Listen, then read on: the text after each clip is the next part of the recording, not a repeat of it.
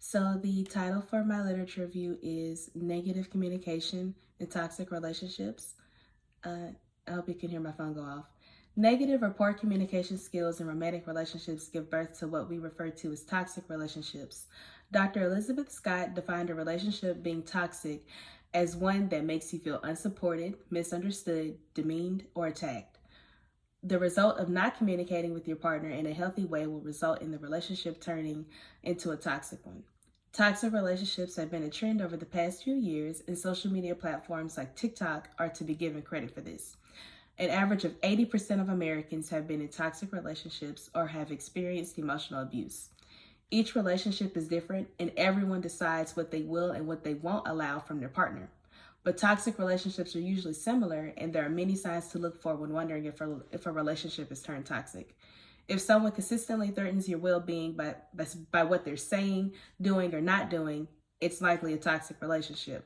Scott says subtle signs that indicate a toxic relationship are you feel depressed, angry, or tired after speaking or being with the other person. You bring out the worst in each other. For example, your competitive friend brings out a spite-based streak that is not enjoyable for you. You feel like you have to walk on eggshells around this person to keep from becoming a target of their venom. You are always to blame. They turn things around so things that you thought they had done wrong are suddenly your fault. Technically, physical and verbal abusive relationships are considered to be toxic ones, but not all toxic relationships are abusive. Boundaries being violated and a lack of respect are usually major contributing factors to a toxic relationship. Sometimes these behaviors are being done without that person ever noticing that they're doing it. Characteristics that define a toxic relationship are jealousy, insecurity, negativity, being self-centered, selfishness, critical, demeaning, distrusting, abusive, or disrespect.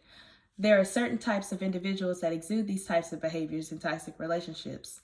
Therapist Dr. Kathy Press describes 5 types of toxic people in relationships who are the masters of passive-aggressive behaviors. They are identified as the charmer, the bully, the mind mixer, the taker, and the keeper. The charmer starts out as the one who love bombs their partner and makes them feel important until they, Press says, make you feel like you owe them. Ultimately, this kind of treatment leaves the individual feeling like there is a debt to pay. The bully oftentimes ices their partner out by ignoring them and doing things that will leave their partner feeling confused. Press said they often feel like they have the right to punish you and as a result may act in a vindictive manner. The mind mixer plays games. This person enjoys gaslighting their partner and likes to demean their partner by criticizing their looks, but acts like they're not doing those things, minimizing their behavior. The effect that this has on the other individual is that they may start to believe the things that they have been told. The taker lives up to their name and subtly pressures their partner into uncomfortable situations in order to get what they want. The keeper wants their partner to feel like they need them. This person wants their partner to be completely dependent on them so they won't leave. These kinds of people want to know their partner's whereabouts and even always want them by their side. They will text them constantly and get mad when they don't respond immediately. Another example of this behavior is taking pictures of who they're with to prove what they're doing. Toxic relationships have many effects on individuals. The individual's overall well-being and mental health are just the beginning of how severe this type of relationship can affect someone. Toxic relationships are draining. They leave individuals feeling insecure, traumatized, and unsure of how to move forward. Dr. Don Gasparini said, in a toxic relationship, the person being subjected to the harmful behavior may start to doubt their own self-worth and abilities. They may feel like they are constantly walking on eggshells and be in a state of heightened anxiety or fear. Over time, these feelings can become overwhelming and lead to a chronic stress, which can harm the physical and mental health of the person. The individual's mental and physical health is at stake in a toxic relationship. They are at a higher risk of developing post-traumatic stress disorder, PTSD, depression, anxiety disorders, substance abuse disorders, and suicidal ideation and attempts. Other impacts of a toxic relationship can include sleep changes, weight changes, poor performance at work or school, short temper, trust issues, or low self-worth.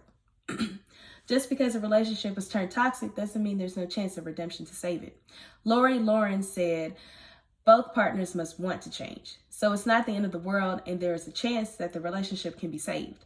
But it will take a lot of work from both parties in the relationship. If the two individuals are able to go from blaming one another to understanding and have a willingness to invest in this change, the relationship can turn healthy. The most important thing to do when trying to save the relationship is to take responsibility or ownership for what each person did wrong.